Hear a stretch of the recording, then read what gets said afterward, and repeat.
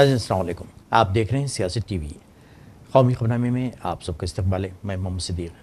सबसे पहले सुर्खियों पर एक नज़र डालते हैं। मुल्क में जीडीपी की गैरमामूली कमी, आम आदमी की क़ुव्वत ख़रीद भी कम हो गई। मुल्क की तेज़ी से गिरती मईशत पर कांग्रेस की तशवीश। मुल्क में ख़वातीन पर बढ़ते मज़ालिम पर मोदी की तशवीश, कहा मुजरिमों को बख्शा नहीं जाएगा। बाईबाजू के इंतहा पसंदों को बख्शा नहीं जाएगा, अमित शाह की वार्निंग, कहा नेक्सलिज्म के खात्मे का वक्त आ चुका है। गाड़ी खरीदने वालों को बड़ा धचका, हुकूमत ने रोड टैक्स में अचानक इजाफा कर दिया।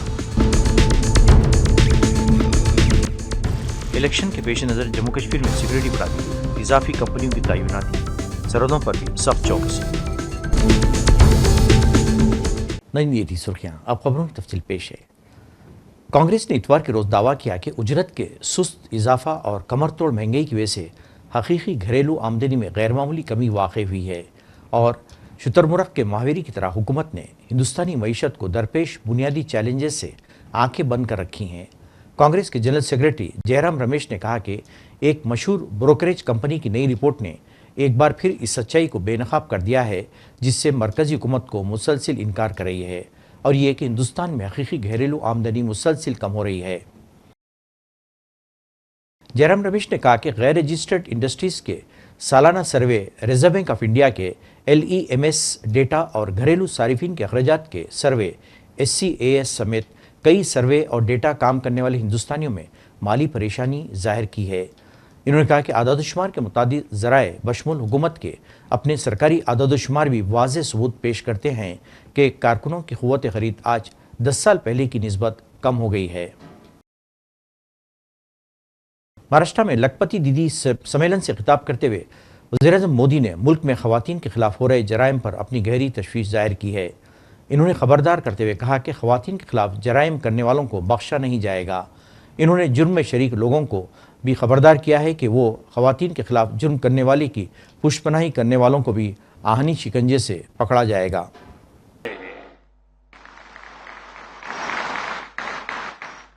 उसको किसी भी रूप में मदद करने वाले बचने नहीं चाहिए। अस्पताल हो, स्कूल हो, दफ्तर हो या फिर पुलिस व्यवस्था, जिस भी स्तर पर लापरवाही होती है सबका हिसाब होना चाहिए।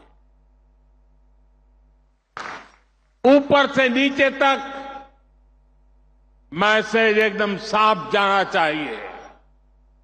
ये पाप अक्षम्य है। अरे सरकारें आती रहेगी, जाती रहेगी, लेकिन जीवन की रक्षा और नारी गरिमा की रक्षा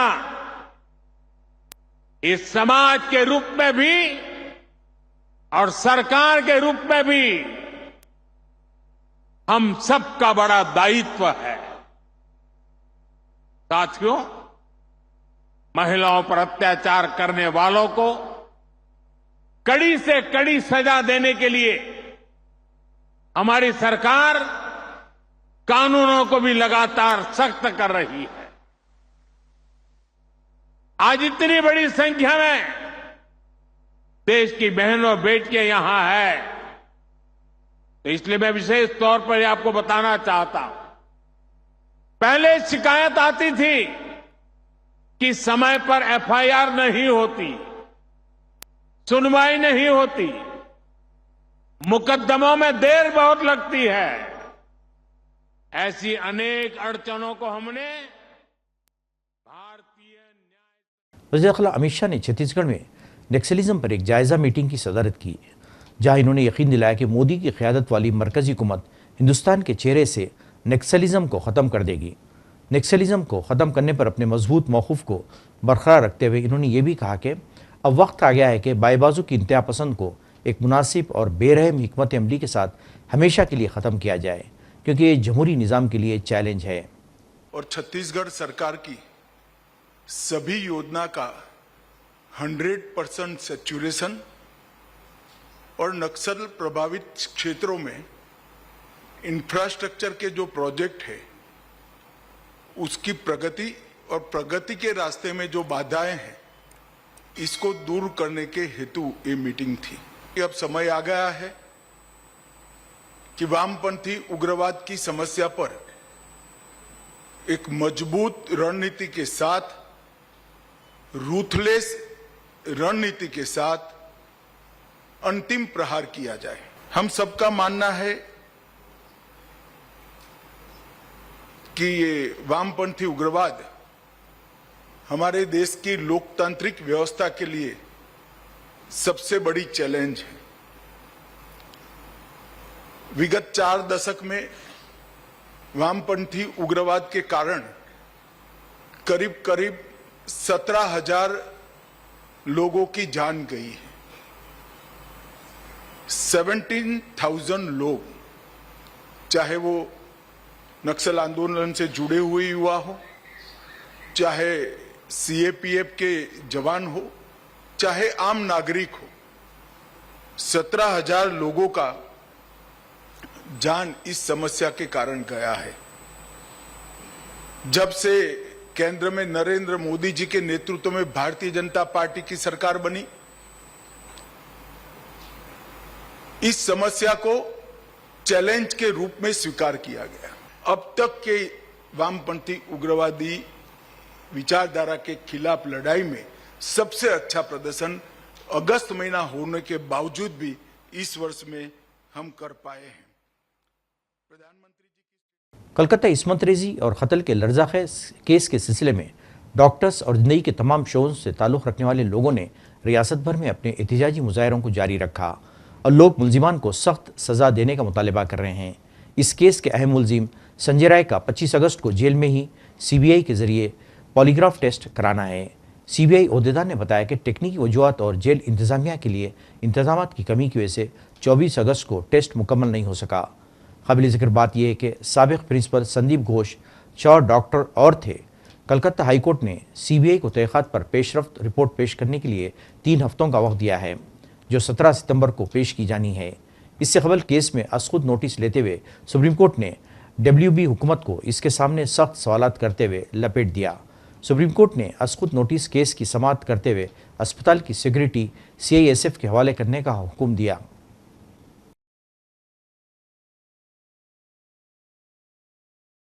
आसाम रेप केस पर रद्दमल जाहिर करते हुए आसाम के वज़ीर आला ने इल्ज़ाम लगाया कि इस केस में एक सियासी जमात मुलविस है। उनका कहना था कि इनकी हुकूमत इस सारे मामले की जांच कर रही है और खातियों को बख्शा नहीं जाएगा। Involved in this crime to the justice. So you talked about 23 cases which have been held in these areas. What can you tell us about the vulnerability that you've seen in these areas particularly? But the pattern is same. The timing is also after the Lok Sabha election. This you can interpret with some kind of resurgence of a particular political party in the particular among the particular voters. These are all, the trend is clear, pattern is clear, where from they are getting encouragement, all these are clear. So these are the challenges which Assam has to face near future. And our people has to be strong, our people has to be united, and we must identify who is our friends, who is our enemy. Are these increasing crime, particularly in the minority dominated areas, are also linked somehow to the demographic shift? You see, I have seen again and again that in 12 to 14 districts in Assam, we are in minority. The trend is simple. They do those kind of, they basically initiated this kind of activity so that our people leave and come out of that place. This is not crime against women only. This is links to the encroachment of lands, because once these activities are done, the next day people started feeling insecure and they leave that area.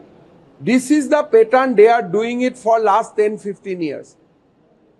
First you institute a crime, instilled a sense of... महकमे transport के notification के मुताबिक motor vehicle tax की नई शरहें गाड़ी की असल कीमत पर लगाई जाएंगी। मोटर व्हीकल टैक्स में इजाफा त्यौहारों से हवल किया गया है। नए निरखों के मुताबिक 15 लाख रुपए तक की कीमत वाली 4 पहियों गाड़ियों पर टैक्स 9% से बढ़ाकर 9.5% कर दिया गया है, यानी गाड़ी की कीमत में 7,500 रुपये का इजाफा होगा। 4 पहिए वाली गाड़ियों की कीमत 15 लाख रुपए से ज़्यादा लेकिन 25 लाख रुपए तक होने पर कीमत में तकरीबन 25,000 रुपये बढ़ जाएंगे। इसकी वजह यह है कि टैक्स की शरह 1% से बढ़ाकर 12% कर दी गई है। नोटिफिकेशन के मुताबिक महकमे ने 25 लाख रुपए से ज़ायद कीमत की गाड़ियों के लिए एक और कैटेगरी का इजाफा किया है। इस पर 13% की शरह से टैक्स आयद किया गया है। 1 लाख रुपए तक की लागत वाले 2 पहिए गाड़ियों के लिए मोटर व्हीकल टैक्स बढ़ाकर 7.5% कर दिया गया है।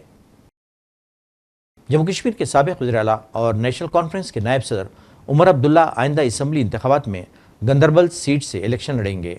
उमर अब्दुल्ला के नाम का ऐलान इतवार को नेशनल कॉन्फ्रेंस के रुकने parliament Syed Ruhullah Mehdi, party leader Nasir Aslam Wani और अनंतनाग राजौरी के रुकने पार्लियामेंट मियां अल्ताफ़ अहमद की मौजूदगी में मुनक़िदा मीटिंग के बाद किया गया।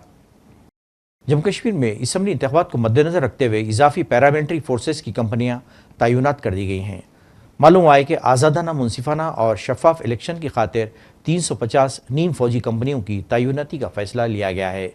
ज़राए ने बताया कि जम्मू कश्मीर में असम्बली इंतखाबात के पेश नज़र सिक्योरिटी फोर्सेस की इजाफी कंपनियां तैनात करने के हवाले से तमाम तैयारियों को आखिरी शक्ल दे दी गई है। ज़राए के मुताबिक सालाना अमरनाथ यात्रा को खुश असलूबी के साथ पाए तकमील तक पहुँचाने की खातिर जम्मू कश्मीर में 600 कंपनियां तैनात कर दी गई थी और अब वो असम्बली इंतखाबात में भी अपनी खिदमात अंजाम देंगी। इन्होंने कहा कि श्रीनगर समेत वादी के दीगर अजला में इजाफी कंपनियों की तैनाती का सिलसिला शुरू किया गया है। ज़राए का कहना है कि तैनात किए गए इजाफी दस्तों में CRPF, BSF, SS, बैवर इंडो तिब्बती बॉर्डर पुलिस फोर्स शामिल हैं। इन यूनिटों का काम हुजूम को कंट्रोल करना और अमन को बरकरार रखना मकसूद है। नाज़रीन, आखिर में सुर्खियों पे कौन मुल्क में GDP की गैरमामूली कमी, आम आदमी की क़ुव्वत ख़रीद भी कम हो गई। मुल्क की तेज़ी से गिरती मईशत पर कांग्रेस की तशवीश। मुल्क में ख़वातीन पर बढ़ते मज़ालिम पर मोदी की तशवीश, कहा मुजरिमों को बख्शा नहीं जाएगा। बाईबाजू के इंतहा पसंदों को बख्शा नहीं जाएगा, अमित शाह की वार्निंग, कहा नक्सलिज्म के खात्मे का वक्त आ चुका है। गाड़ी खरीदने वालों को बड़ा धचका, हुकूमत ने रोड टैक्स में अचानक इजाफा कर दिया। इलेक्शन के पेश नज़र जम्मू कश्मीर में सिक्योरिटी बढ़ा दी, इजाफी कंपनियों की तैनाती, सरहदों पर भी सख्त चौकसी।